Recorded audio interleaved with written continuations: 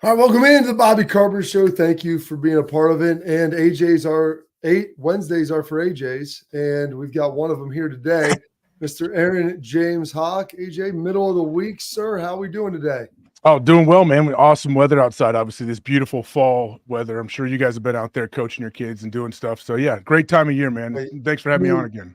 You mean in the desert where there's no rain and it's just like, there's a way to get kids tough. Like, no matter what they grow up with and what they have, you go have them practice out in a dirt patch. And, I think that's going to toughen them up a little bit. Oh, it does. Yeah, you're right. When there's, it looks like there hadn't been water in 3 months and it's rock hard. And there's also like a lot of unevenness and giant holes where you could lay human beings in there and they would disappear. Like, it's impressive, these kids, how they can kind of dodge those landmines.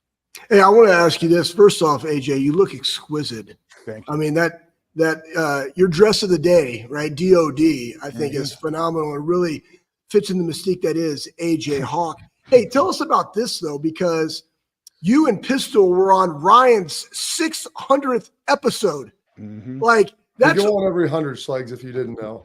I know, but it's the fact that it's 600. I don't even know what that is in Spanish. That number, dos, tres, cuatro, cinco, seis, says something, right? Tell us about what you guys were chopping it up on his podcast. Yeah, so my dad and my brother, my middle brother Ryan, his podcast, the Learning Leaders Show. We go on there every, I guess, maybe it's 400 or maybe 300, 400, 500. This was the 600th episode, and we go on there and do like a family roundtable situation. He takes some questions from his different people that listen to the show, and we just talk about whatever's going on. They always do some kind of snake draft thing at the end for some, we make some list. But it was fun, man. It's cool to get on there because every time it's pretty easy to I guess mock your dad's answers to any questions that he has, and Ryan and I think do a decent job of not making it all about that.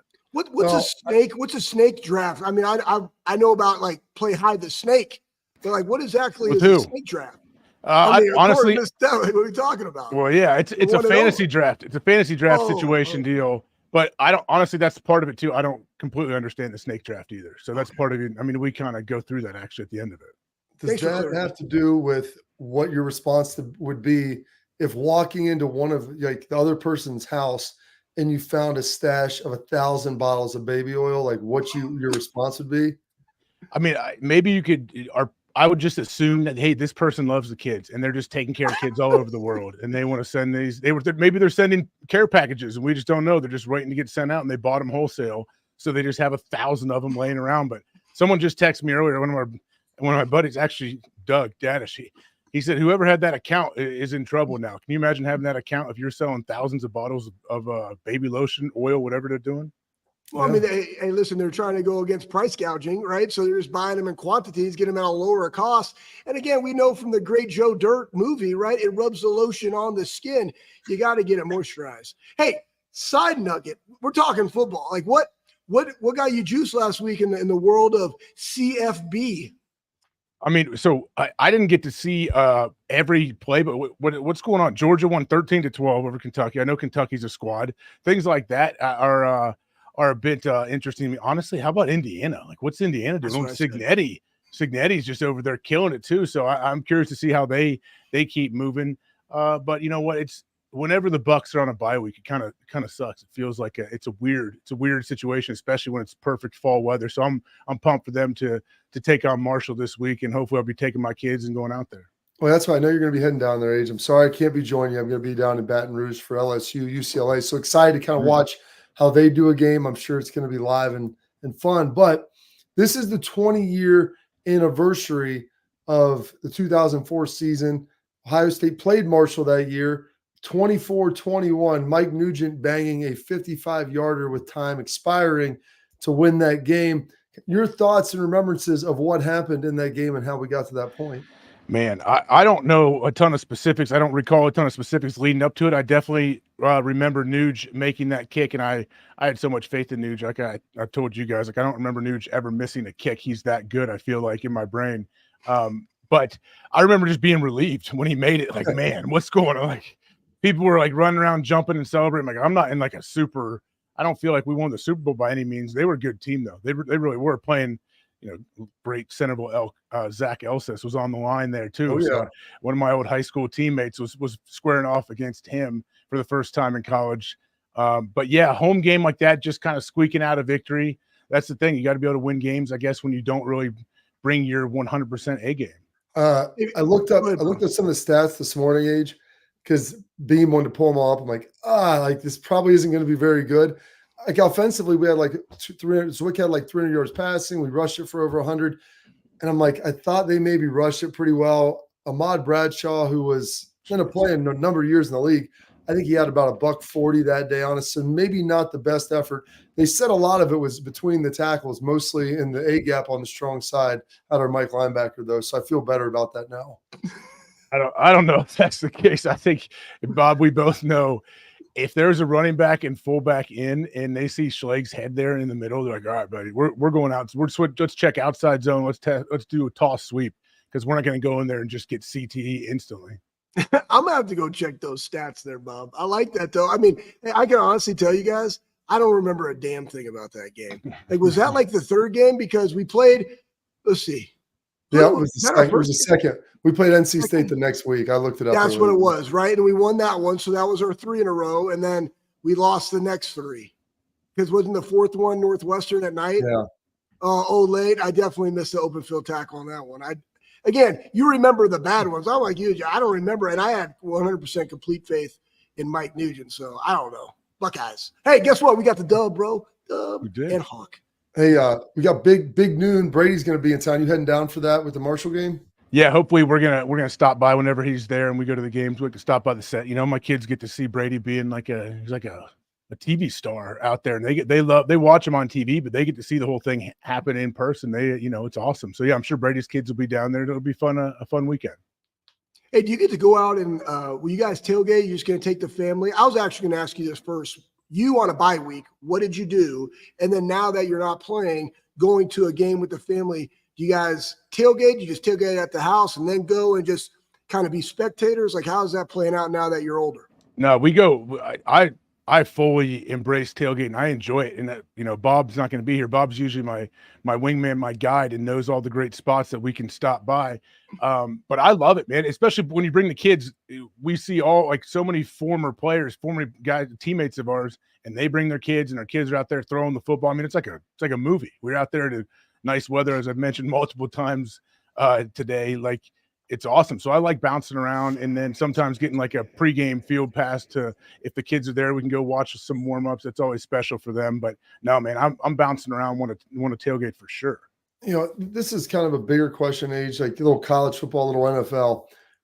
I sit down there on Saturdays, Sundays, try to watch as much as I can. Are you amazed at the amount of bad ball that there is being played? And is this just due to lack of guys in the preseason, the NFL, maybe guys transferring more in college? But it seems like they're just terribly.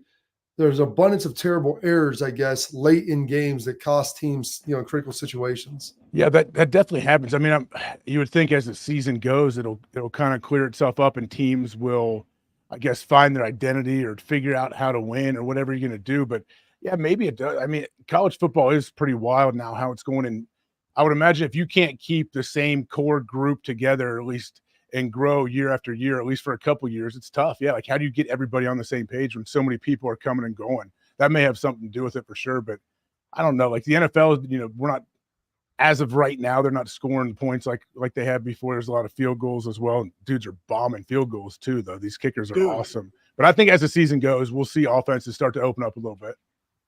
Do you see that kickoff coming into college football? I kind of like it, right? Where it's like, hey, it's in the drop zone, you can return it or not. But you see that coming down the pipeline of college football? I mean, you'd think if the NFL stays with it and they say it's safer for people and it has more kickoffs coming out of the end zone, then yeah, I could see it coming to college. But it takes some time. It looks weird, man, especially when they don't bring it out over and over. Like it looks like practice.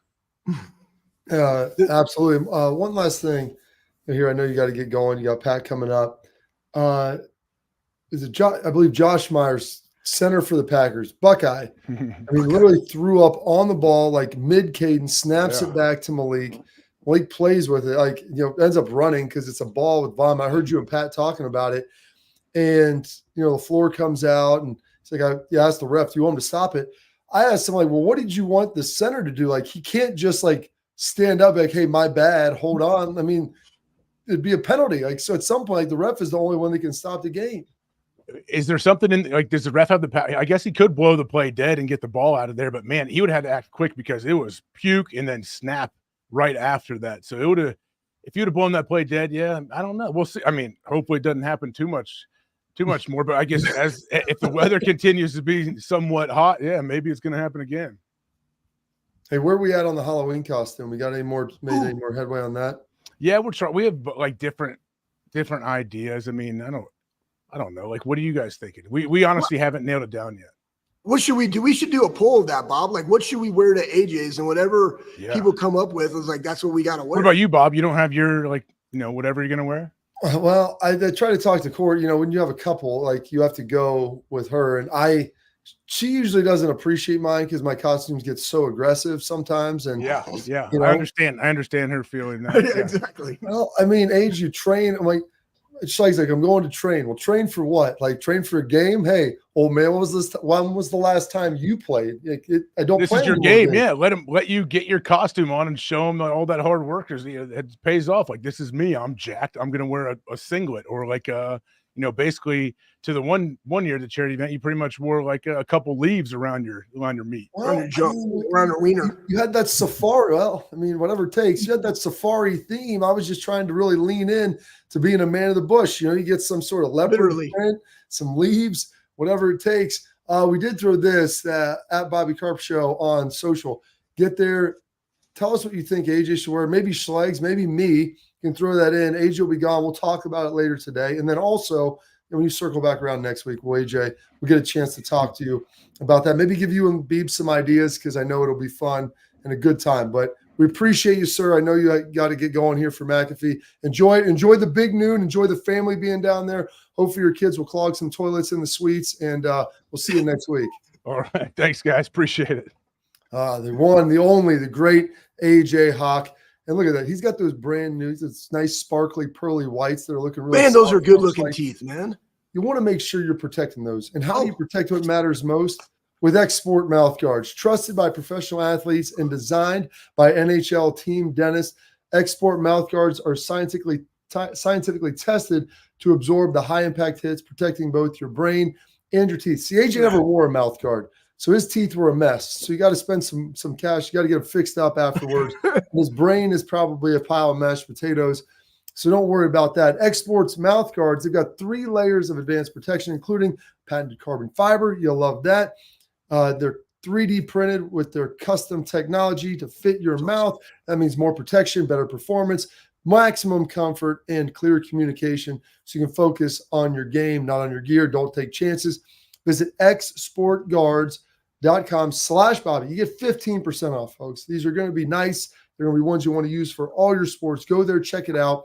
X-Sport Guards, protect what matters most. All right, coming up next, a lot of big stories happening in college football. One state is taking it a little more seriously, trying to protect their big-time schools. Find out what state that is and what they're doing here next on the Bobby Carpenter Show.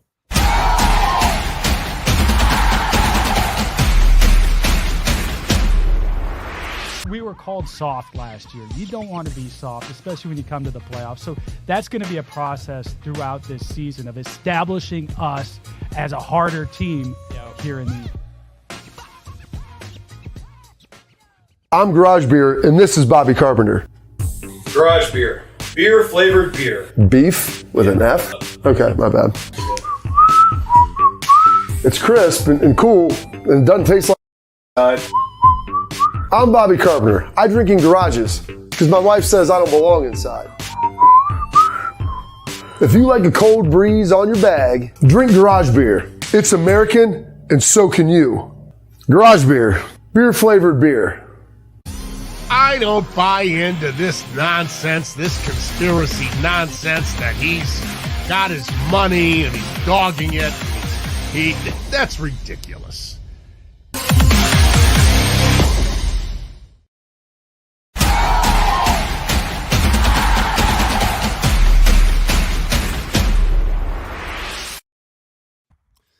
All right, here we go. Back into the show. We appreciate you tuning in here. Make sure you're getting involved in the stuff on social media. You also got me at @𝗟𝗩𝗘. You got at Schlegel. Give him a follow. Throw some stuff in there. All your questions.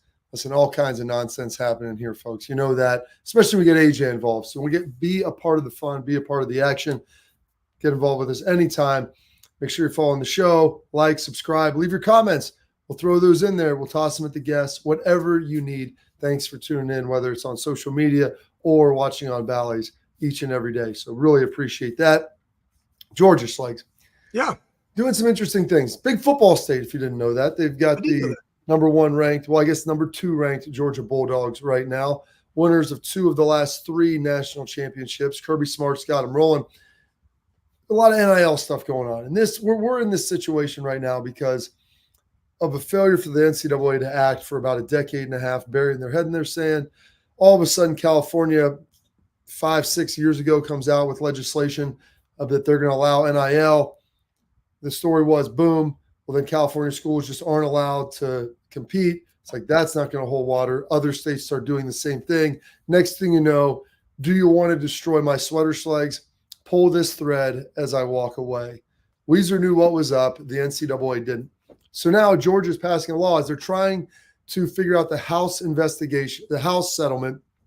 And it is executive order. So this wasn't passed, I believe, through their state legislatures, just simply executive order by their governor. Who cares about it? Talking about student athletes excelling at the highest level of intercollegiate athletics. NCAA entered into proposed settlement for litigation, the House settlement, yada, yada, yada, name, image, and likeness.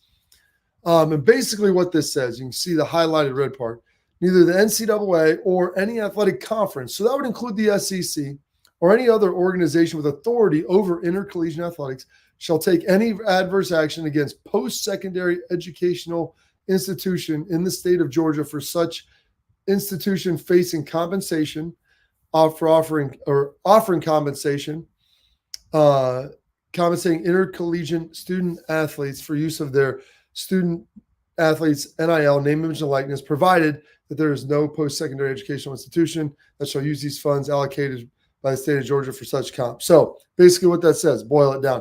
They want to be able to continue to pay their players. They want to be able to pay their players out of stuff as long as that money's not coming from the state.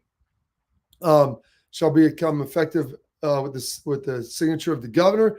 It says any federal law enacted after this date, so this is key, of this order regulating the rights of student athletes shall receive compensation or use. So if there's a federal action, that's going to change some things.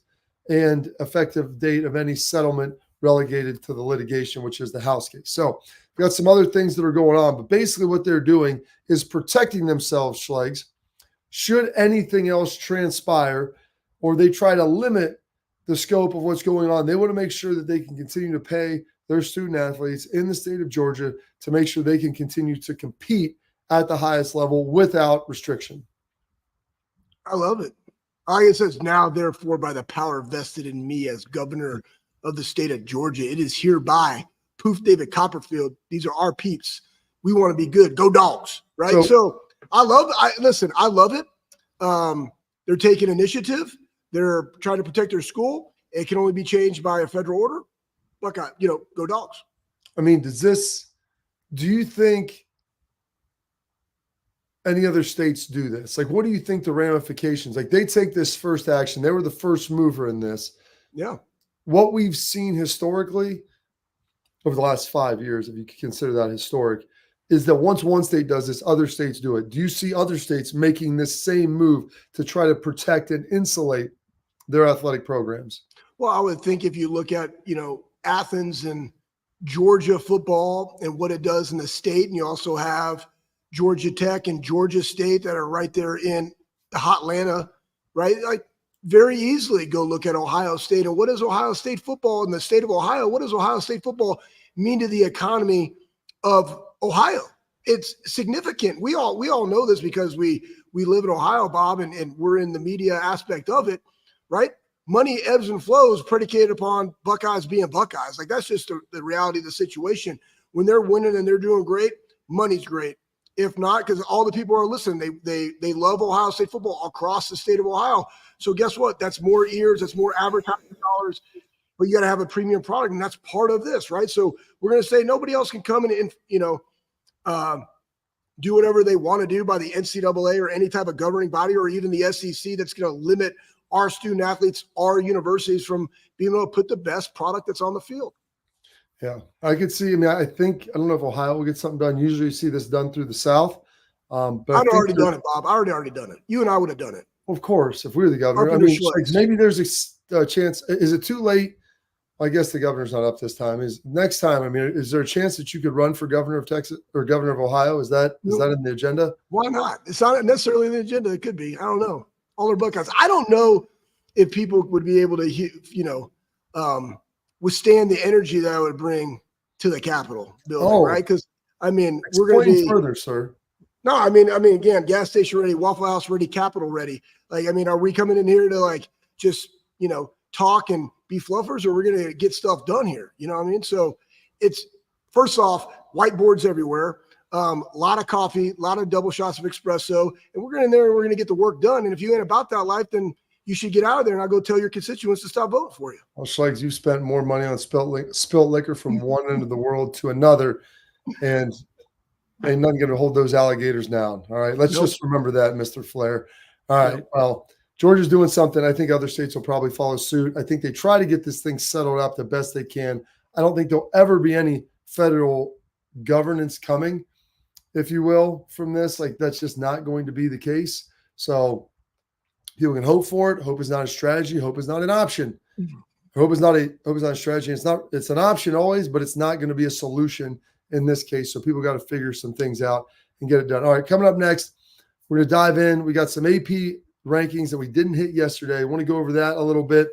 And then there's also a little bit of some news. We got the headlines coming up. We've got tailgate talk. We got a lot of stuff. And Chris Plank going to be coming up after 1 o'clock. So stay tuned. Stay locked in here on the Bobby Carpenter Show.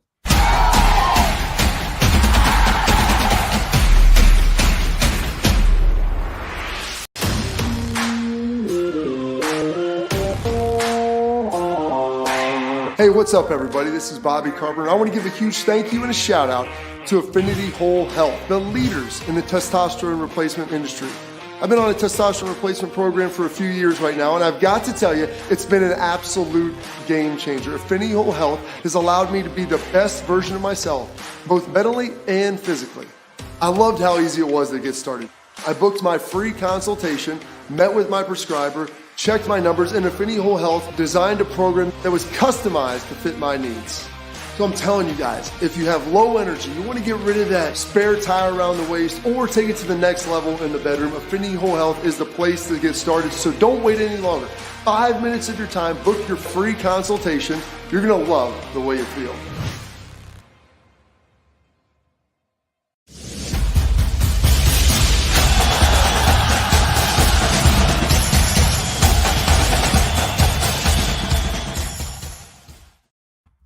All right, Schlegel, now we're welcome to headlines, which we've got from my friends over at Affinity Whole Health.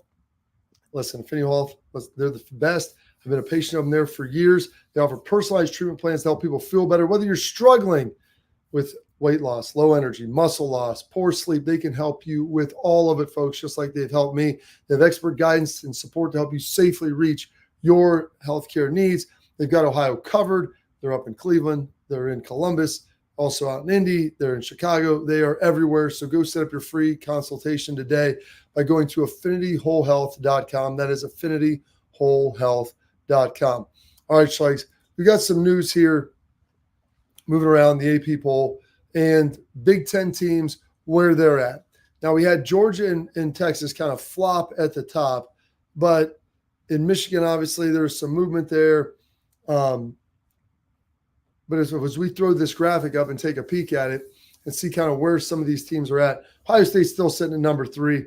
Oregon is still sitting at number 9. You still got Penn State there right after them, USC. So you still have 4 teams right there, in the top 11. So you feel pretty good about that. When you see that, do you think that those teams are appropriately ranked at this point? Well, one, we saw that Texas, and it goes back, like, how good was Michigan? How good was that win? Because they were defending national champions. Texas jumped, Georgia after Georgia, barely beat and were a little bit exposed being on the road. And at UK, and are we giving UK and being on the road SEC more than it really should be? And there's a lot of things that go into that. And the fact, Bob, that you had, 6 of the top 10 are all SEC schools. But regardless where these are ranked, I think what Oregon did last week, they definitely show that they're a little bit higher than Penn State. USC is going to they're playing Michigan right this week. So yes, if Michigan's any good, this is going to be their last stand. They're going to have to make it count right here. And Bill Bender's talking to Miller Moss about that, so tune into him. But again, we also have another big one this week with Nebraska and Illinois playing. So some of that's automatically going to shake out. I believe there's going to be some attrition, and you're going to see 2 Big Ten teams fall out of the top 25 because I think Michigan's losing and Nebraska or Illinois is losing, so they'll be out. Yeah, one of those teams will fall out. We'll see how. I think Nebraska beats Illinois. We'll get into that a little bit later. But it's great to see Nebraska in there. They're a big brand. Illinois obviously had the big win against Kansas. That catapulted them up in there. It would have been nice if Iowa would have been able to take care of Iowa State, but you need more teams in. It just makes it look better. You want to be able to try to get that number 1 overall seed. So you need an Oregon team to start climbing the rankings. And you're going to need Michigan, Schlegel, to stay in the rankings. You're going to need Penn State, if you're Ohio State, to stay in the rankings. Yep. I think Michigan probably gets beat, like you said, by USC. So that's probably going to get a little rough. Having 6 teams, what do they have? 6 teams right now, ranked 7 maybe, even better. But outside of the top 4, I don't really know the staying power of the rest. I think Nebraska might be here to stay, but I don't know if the rest of them ultimately are able to get that done. So we'll kind of see where that goes. Anyone else you think, like Illinois, I think is going to fall out? Kind of where do you see this shaking out, Schlegs, next week as we kind of move through this next week of games? I think Nebraska will be in there. Again, we talked about it yesterday, Bob, and AJ brought it up too. Based on Indiana's schedule, we play them the second to last game before Michigan. They could potentially be ranked by that time based upon the schedule and how they've been playing. So that would be another ranked opponent. Again, this is why this is the beauty of college football, and we've seen this week in and week out. What team is showing up? What team is the most consistent? But again, if you're a Buckeye fan, go out there and handle your business. And we know that right now people are being swayed. I heard you this morning on Morning Juice, Marshall. They're trying to poach our guys, Bob, and feeding them biscuits and gravy down there in Marshall. But you know what? It's just like, hey, every day I go out, I got to show out, and we want to see Juicy J. They're focused on how do we just keep getting better 1 week at a time, because then you go on the road, you're playing on the Peacock, right? Michigan State, and you just got to keep putting one foot in front of the other and just keep getting better.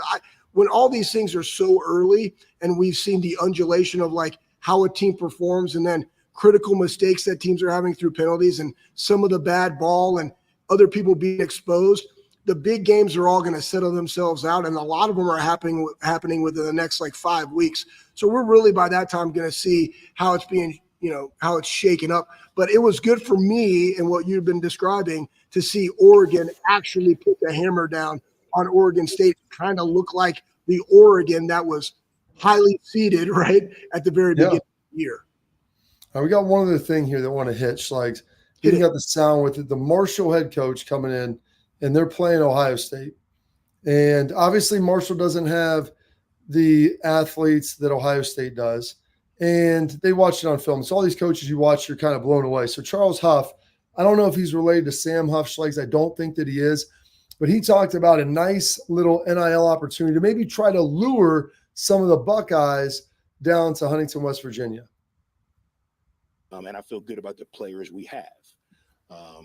Would love to have some of those guys from Ohio State too. So if they want to transfer on down, we've got a Tudor's biscuit NIL, all you can eat. So if any of those guys that run really, really fast at Ohio State, like Tudor's biscuits, I promise you, all you can eat all day if you transfer here. So, but yeah. I don't know how to follow that. What a great shout out. What a great shout out, man. I mean, honestly, I've had Tudor's biscuit. Actually, I heard you talking about it, but when where did you have Tudor's biscuits, Schlegs? In West Virginia, I was actually going to a coach's clinic years and years ago, and you went by Portsmouth and you cross over the river. It was right there on the exit. I had to get some gas. One right off outside of Portsmouth in New Boston, actually. I've never been there, but I'm going to have to go now. I don't know if it was I don't know if it was the one I went, because again, I don't know, because when you're driving down to Florida, I came up through West Virginia. Yes, you still have to pay tolls with actually cash money. So bring that accordingly. But what do they say? It was fantastic. Stack them vertical, count them sideways. Exactly, at the toll booth. I think it actually equates to a straight up $16. It might be a little bit more than that. I don't know. I digress. But I will say this, their biscuits and gravy are quite nice. And knowing that you would automatically fall asleep, it actually juiced me up because I needed a little, thickness on my little meat on my bones, and I wanted it to stick a little bit. So I got a double helping of it, and it was quite delicious. Absolutely. Well, that's tremendous. Listen, Promoted Tutors gets their name out there. They're talking about it on Get Up this morning. It checks a lot of boxes. It gets, Marshall out there. If you're Coach Huff, it puts you out there on a national landscape. It does a lot of positive things. And honestly, who doesn't love some biscuits and gravy? I prefer mine from Bob Evans. Tutors, they got one in Xenia, one in Lexington. Most of the other ones are down in West Virginia and southeastern Ohio. Maybe I'll have to check it out when I'm down there and see what's up. But I love it from Bob Evans. The problem is, Schlegs, it makes me want to take a nap.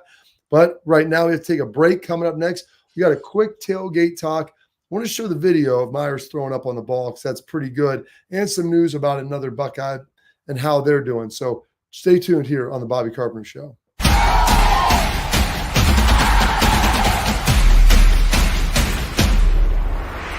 Well, how do they know I'm doing this? Did somebody leak this out? It's social media. Oh. It's just that's the way social media works now. I thought maybe you were just running that yep.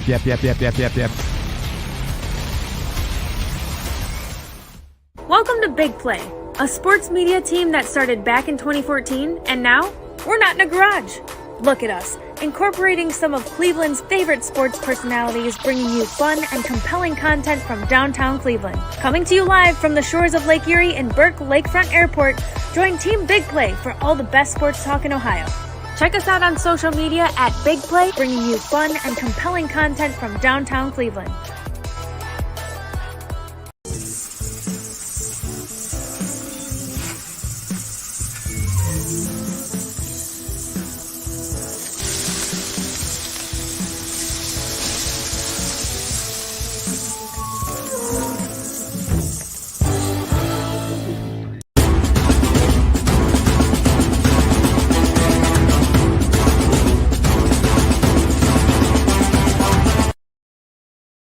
All right, Schlegs, as promised, we have a little tailgate talk.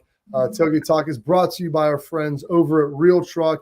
Listen, they're the #1 truck accessory brand in the United States with top-selling upgrades to make your truck as sweet as possible for the ultimate tailgate party. We'll be heading down there. AJ will be tailgating at Ohio State for the Marshall game coming up this week. So listen, RealTruck, taking care of us, take care of you. Gear up this season. Bring your truck to life with RealTruck at RealTruck.com. All right, as promised, Josh Myers, Ohio State Buckeye at center. We talked with AJ about throwing up on the ball. I had to dig around for this a little bit. Some video from McAfee they put out there of him just blowing chunks on this football, which was absolutely tremendous, as you can see and take a look here. He's sitting here getting ready to snap this thing, Schlegs, and then boom, poof, David Copperfield throws up on it. Absolutely disgusting.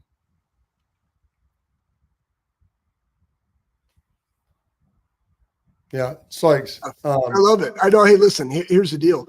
It's kind of like, you've seen guys go, or we've even seen it where guys just absolutely crap their pants running the conditioning test. You don't stop. Because if you do, you got to come back next week and do it all over again. That sounds terrible. I'd rather just, I didn't do this, right? But that guy was probably, I didn't crap my pants. I had a system. I knew I needed to be as light as possible. Side nugget, somebody tweeted out, should we be worried about tutors? I was like, with you guys. And I was like, boo, back when I played, you throw me some of those tutors and some Bud Heavies, 100% should be worried. But I digress. What is he going to do? And he's just already sitting there. You just do it. And kudos to the quarterback. He just tucked it and ran. It's like, I got to get out of here. I can't throw this. This is terrible. It's all over the place. Absolutely. Then there's one other thing that happened. The Steelers ended up beating the Broncos. Justin Fields was the quarterback. And a lot of coaches do this. They'll give a game ball out to a guy from a former team when they play. You beat your former squad, get the game ball, feel good. I mean, I got one in Miami. I got one for Detroit when we beat Miami. I was there briefly. Got one in Detroit when we beat Dallas, played pretty well. I played in both of those games. I played fairly well. Mike Tomlin throughout the petty game ball. And our guy Justin Fields talked about this real quick, and he had the sound of what exactly it means, Pat. So let's make sure we can get this because people ask him about it. And Mike Tomlin's a player's coach. He does a great job of not addressing what exactly things are said in the locker room. Guys will put it out there. He doesn't get mad, but he says not everything is for public consumption. Mike Justin mentioned how rewarding it was to get the win in Denver for Russ. He said you gave out a petty game ball. Is that something that you've done often? Is it rewarding for you to get that win for him? You know, none of your businesses, respectfully. There's certain things that go on among teams that I don't talk about. Whether it gets out or how it gets out is unimportant to me, and I'm not overly guarded against it. But it's just certain things as a leader that I talk to the collective about that I have zero intentions of sharing with the larger public, because it's about our collective and how we come together and how we appreciate and support one another. And, you know, I can't give you all the ingredients to the hot dog. You might not like it. Mike Justin mentioned. I love that. You love it. So like, you don't want to know what's in the hot dog. People act like they want to know what goes on in the locker room. A lot of people are appalled when they actually hear what's being said and how it operates. It's like hot dogs out there. It just tastes good. Just consume the football. Just love what it is. Yeah, I mean, guys, listen, I mean, there is HR in the NFL. There is HR at colleges. A lot of the stuff that goes on I've is never seen that. Yeah, it's not necessarily HR appropriate. And here's the thing, like the Steelers, you know, have won their games. They haven't turned the ball over. Justin Fields hasn't been like lighting up the scoreboard, but they've been winning. They're playing it with defense. And he's talking about the collective. It's like, hey, we're just here winning games. And part of what we do, having a culture and other guys coming from other places, like this is it. Like none of your damn business. So he doesn't need to expound upon it, but I just love the quote because sometimes I'm not going to say regular people, but I will say regular people that aren't into football. They just can't. Gen Pop just can't comprehend why is that significant to somebody else, and even how it could be significant to Russell Wilson having beat his team. Because really, when you think about it, like he didn't do necessarily anything to deserve that game ball, but you do like. And I would say it this way: how was he in the quarterback room with Justin Fields talking ball? How was he on the sideline engaging with players, talking about what he's seeing?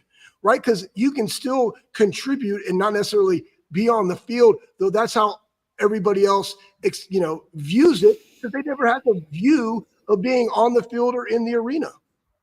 You got it. Well, the view of the biggest game this week is going to be had, one of the biggest games. Actually, you know what I'm going to call? I'm not going to undersell. The biggest game this week in college football, Tennessee at Oklahoma. We got Chris Plank coming in, follows Oklahoma as close as you're going to find, tracks the SEC, Big 12. He's going to join us next to break down that game and so many more here on the Bobby Carpenter Show.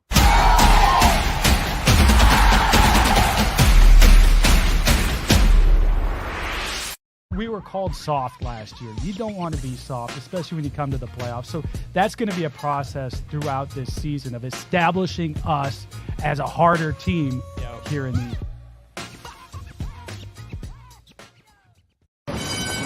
They're off in the Kentucky Derby as Authentic takes them around the far turn. Tis the Laws making his move now, and they're into the stretch. These two stride for stride. Authentic, tis the Law. Here's the wire. Authentic has won the Kentucky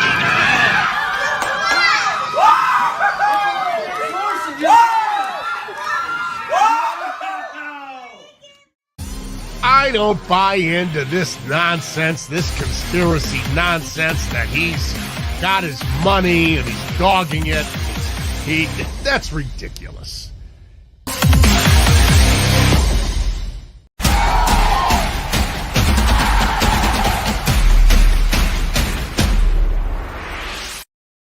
All right, welcome back in the Bobby Carpenter Show. We welcome our guy, Chris Plank. Been on with us a number of times. Give him a follow on social media at Chris Plank Show. Chris, how are we doing on this lovely Wednesday and what is a very big week for your Sooners? General, and let's go, baby. This is why you did this. This is why Oklahoma got in the SEC for a night like Saturday night. And, I understand things haven't gone all that well for Oklahoma through its first 3 games offensively. But defensively, buddy, Brent's got a wagon. And I think that Oklahoma's got a chance to slow down the Tennessee running game, which has been incredible so far this year. It's really good. If Oklahoma can't slow down their run game, it might be problematic on Saturday night. And we can get into that if you want, Bobby. But, man, I'm fired up. This has been a fun week leading up to Saturday night. Oklahoma fans have been waiting for a moment like this since it was announced that they were going to the SEC. You've got the storyline with Hype coming back, right? Josh Heupel, first time ever on the opposing team sideline. So there's a lot of cool things going into this weekend. When you look at Tennessee, right, they've outscored their opponents 191-13 in 3 weeks.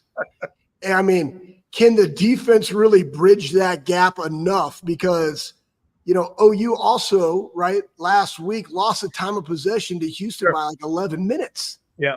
I mean, to slow them down, you're going to have to control the football, control the line of scrimmage, and not have turnovers.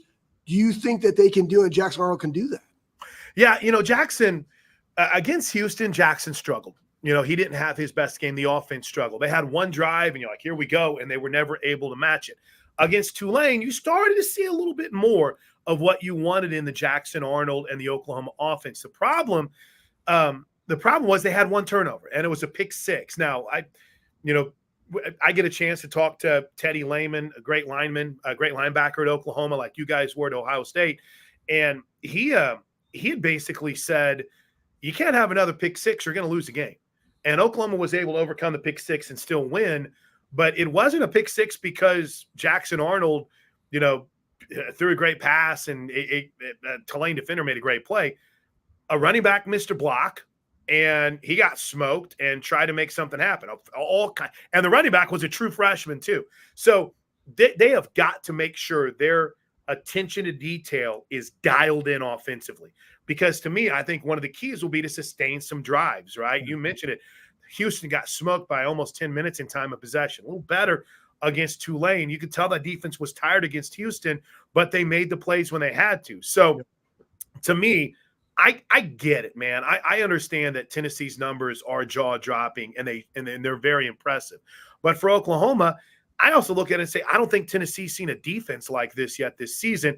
And Nico has not played in an environment like what Oklahoma is going to be on Saturday night. So Oklahoma's got to – I don't know if you would ever say Oklahoma goes into a game where they want to win the time of possession battle. But to me personally, I feel like that you almost feel you want to, right? You want to go out and control the clock a little bit. You want to run the football, and Oklahoma hasn't been able to do that so far this season. How important are Jackson Arnold's legs going to be in this game playing? It's something that we've seen.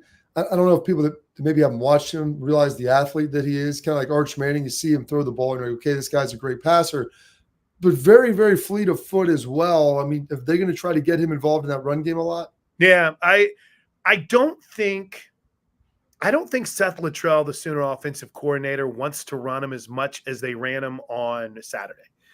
I think that was kind of a product of protection that broke down, and there weren't a lot of designed runs.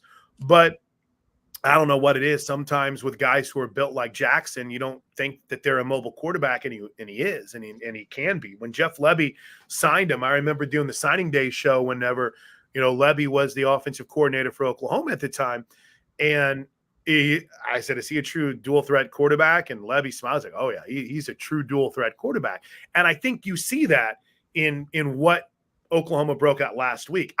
It's going to be a major part of what they do, Bobby. But I would also add, they've got Oklahoma doesn't use their running backs in the pass game. It's just they've thrown to him like 4 times all year long. And to me, you have these playmakers in Taylor Tatum and Gavin Sawchuk, who has not been able to get going this year. Get them the ball out in the flat in some space, and that can be a good security blanket for your quarterback. It just hasn't been something. The screen game has been non-existent for OU this year. So, you talk about Jackson Arnold's legs, and I agree, man. Use him, let him run the football. Learn how to slide, buddy. I don't need you taking these hits. He's not afraid to lower his head, but he's learning how to slide a bit. But to me, I would put that as a 1 and a 1A. Get your running backs involved in the passing game more. And we've seen this in college football. It's all coming to the line of scrimmage, and we know how good Oklahoma's defense is. The question is, and something that we discussed on this show like from the jump has been OU's new offensive line. Yeah, man. And a lot of times you see those groups start to take a step, what we say in the second week, and now it's been 3 weeks. Do you think versus this Tennessee defense that they'll be able to take that step and really run the football to control the time of possession? Yeah, I was trying to look it up real quick, Anthony, while you were making that point. But George Stoya, who covers the Sooners, had a list of the different offensive line combinations that Oklahoma has already used this season, and it's kind of jaw dropping. There's like 6 different combinations that they've used, and not like bringing them in blowout games, like in key moments. They've had 3 different starting groups in each of the last 3 weeks, so you'll probably get a 4th different group to start on Saturday night. So to me, it's a matter of finding a healthy, consistent group. So I don't know how much time we have, but it started where you bring in Branson Hickman, right? They go and they get a center in the portal. Well, as soon as he gets here, he gets hurt. 9, 10, I think he's played 9 snaps all year long, and he was a Remington Award candidate. And I think every center is a Remington Award candidate in the preseason, but he was on that list. You brought in the only consistent guy on this line was the least talked about dude in the portal, and that was Michael Tarquin. He is Tony Baselli's son-in-law, and he came in from USC, and we're like, all right, great. They got Michael Tarquin. Well, he's been the best guy they've had and the only consistent guy they've had because he's played about every snap, and they moved him from left to right tackle. So you felt like last week you started to get a little bit more consistency, right? Jake Taylor, the presumed starting right tackle, is still out. We'll get an injury report, and I bet he'll be listed as questionable. I think the same thing would be probably there for the center in Hickman. But, now Joshua Bates has kind of become your center, and he's done an okay job. Fabechi Wiwu, the North Texas transfer at guard, he's gotten better as the season has progressed. The problem has been they just haven't been able to be as consistent as their head coach wants them to be, as their offensive line coach Bill Bedenbaugh wants them to be. So I think it's a matter of getting healthy, but it's also a matter of, getting to work together with the same group of guys. And, Anthony, that just hasn't been the case for them so far this season. All right, for those that don't know, obviously Tennessee, Oklahoma going to be taking place 7:30 ABC, big game there. Yep. Obviously, Norman, another big game in the state of Oklahoma, Plank, is Utah is going to be heading to Stillwater. Yes. I know you're more in the SEC now with your Sooners, still adjacent, Stillwater, Norman, 4 o'clock, Fox, Utah, Oklahoma State there. Your thoughts on that game of what could determine kind of the early leader in that Big 12? Yeah, I think it boils down. This is probably the same thing in the OU Tennessee game. It's who can establish the run. Oklahoma State early on against Tulsa. By the way, early on, like the first drive, had a little bit of a problem establishing the run. I'll do anything to try to make my alma mater look good. But they got it going. And if Ollie Gordon gets going, that opens up everything for this Oklahoma State offense. I think my favorite part of this, Bobby, is you have – 2 quarterbacks. And Alan Bowman, he played as a freshman against Kyler Murray. Yeah. Cam Rising was originally committed to Oklahoma when Bob Stoops was the head coach. That tells you how long this dude has been in college. And then he ended up committing to Texas, and then he went to Texas, and he transferred out to Utah, and the rest has been history. I love the story of these 2 elder statesmen at quarterback too. But here's the thing is it's kind of the swing game, right? Whoever wins this game puts themselves probably in control of at least one of the spots in the Big 12 championship game, and maybe in a good position of an at-large bid, right? I don't think you're going to have a 2-loss team for the Big 12 make the big dance this year, the 12-team playoff, but you might be able to get in, with 1 loss. And I think Texas Tech's out, but I think Oklahoma State, I think they've got a chance to be that 1-loss team. Utah could be 2. So you're not out of it if you lose, but you put yourself in a really good position if you get this win to, at the very least, play in the Big 12 championship game. Plank, and that's right. Go ahead. We're short on time, Schlegel. I appreciate our guy Plank. He's been grinding on the radio all day. He hops right over for us to give us a breakdown of the biggest game this week, his Sooners. We really appreciate it, Plank. Thank you so much for joining today. Yeah, and Bobby, I'll see you Saturday morning, 8 a.m. Central Time for College Game Day Tailgate as we get ready for the big day games. Can't wait. That is Chris Plank, Sooner Radio's network. Give him a follow on Twitter at Chris Plank Show. All right, coming up next, we will give you our final thoughts from Schlegel and wrap up the show. Thank you.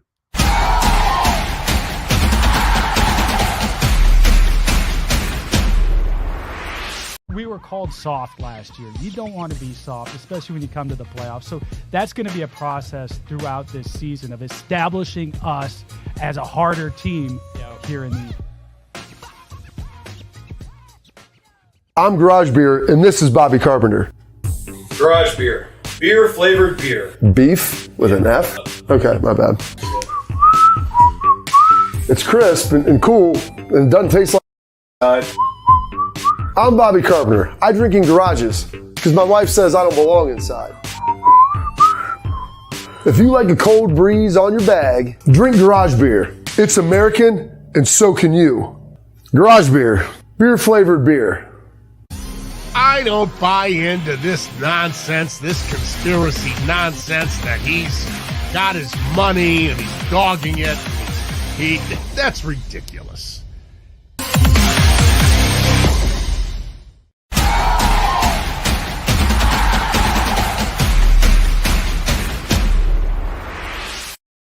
Welcome back in the final segment of the program. Schlegel in our last 30 seconds or so.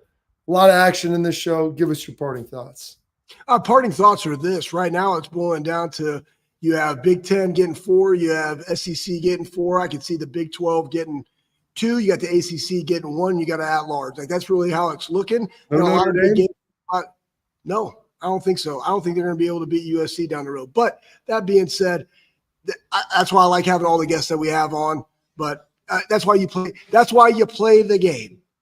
Absolutely. And just like 20 years ago, sometimes it takes a 55-yarder at the gun to be able to win a game that maybe you were favored by 20 or so in. That's all the time we have for today. Thanks for tuning in. Stay locked on here on the Bobby Carpenter Show.